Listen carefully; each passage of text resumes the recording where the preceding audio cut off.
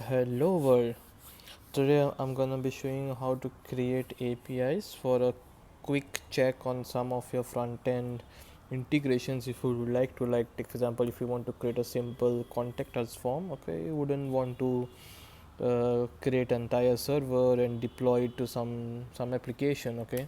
So as you know that we are into this AI era where we already may have N8N setup. If not, I think definitely want to suggest you to please start learning this platform. It's pretty cool that how you can easily spin up MCP servers, how you can easily create some AI agents, okay, for your application. It's all open source, okay, so you don't have to uh, be stuck later on in some of the proprietary integrations if if it's there, okay. And it also supports self-hosting and yes.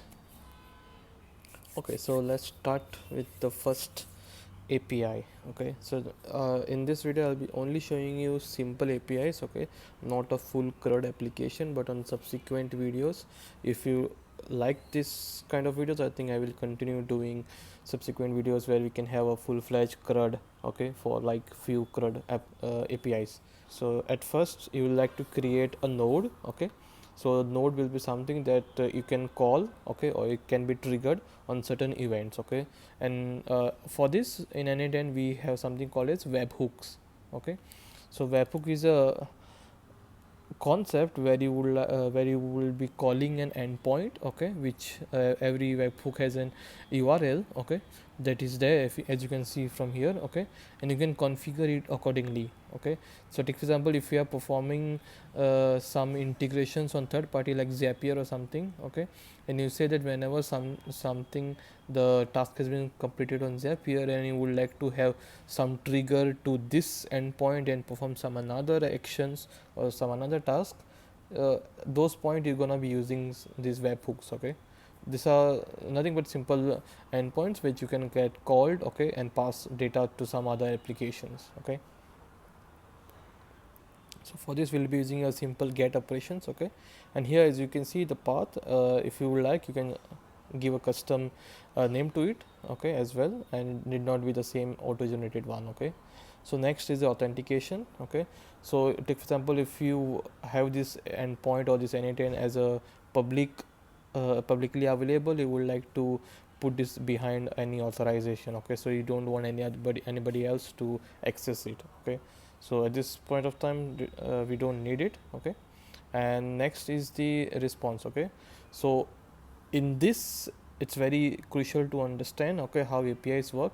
You can have an API where you perform some actions and get a response from it, okay.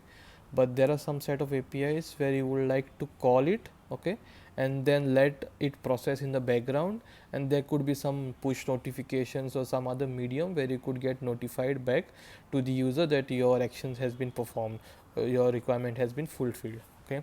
So in this case we're gonna be doing a simple uh, hit the API, perform the actions, and get it back, okay, the response. So we'll be using something called as using respond to webhook, okay. So there's another node which we'll be using, okay. So here we have the webhook, okay. So next is that you would like to perform something, okay. So let me just use a chat module, okay, of OpenAI. So let's use messenger model, okay. So let's just generate some simple jokes, okay. So GPT-4o is the cost effective model and much creative, okay, which I'll be using. I think somehow not able to find from there, but that's fine. I can just oh my bad, I think I used the smaller one, okay.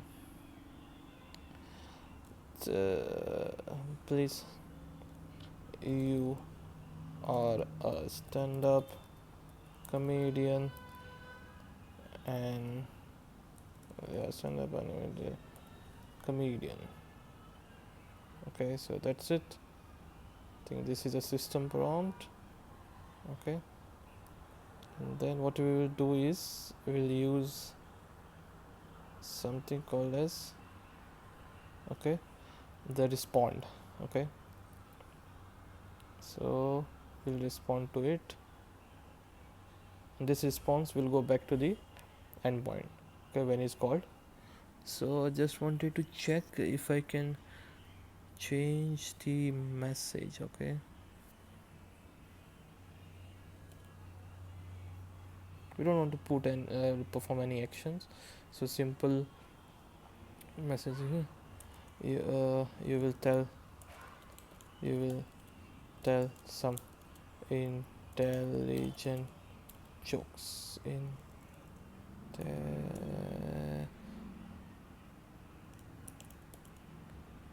jokes. So I think it's already set. I think let's try it out. Okay, and I normally want always like to try everything from like on the spot. Okay, live, there is no preparation. So let's try something, curl API tool online. Okay, let's try to find some testing tool. Okay,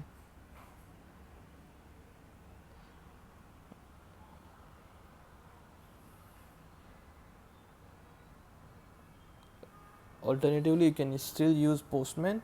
Okay, but since it's not sophisticated, I'm okay to go with a simple online tool. Okay, so I can also show you some course. So as of now, let's use this test URL here, paste it. Okay, and remember that it will not work unless you execute it. Okay, so let's execute it, run. I think okay, I need to put a curl here. Okay, so I think the API has been called. As you see, it's running while our model,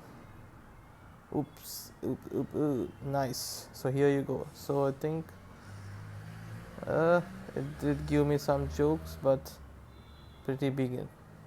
Alternatively, I will show you another way that you just hit it here. Okay, and it will not work. The reason behind, the workflow is not running. So let's execute it.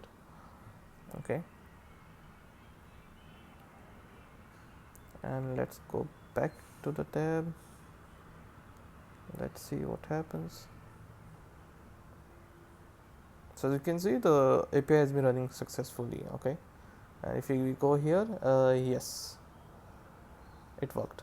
Okay, so next thing will be that we'll just check if possible that you can use. So if you want to use a production URL, you just go to webhook, go to the production URL, you have the link here. Okay, and you need to remember that you need to make the workflow as active. Okay, if you make it, then only the production will work, otherwise the test will work with the execute workflow button enabled. Okay, so I think as of now that's it.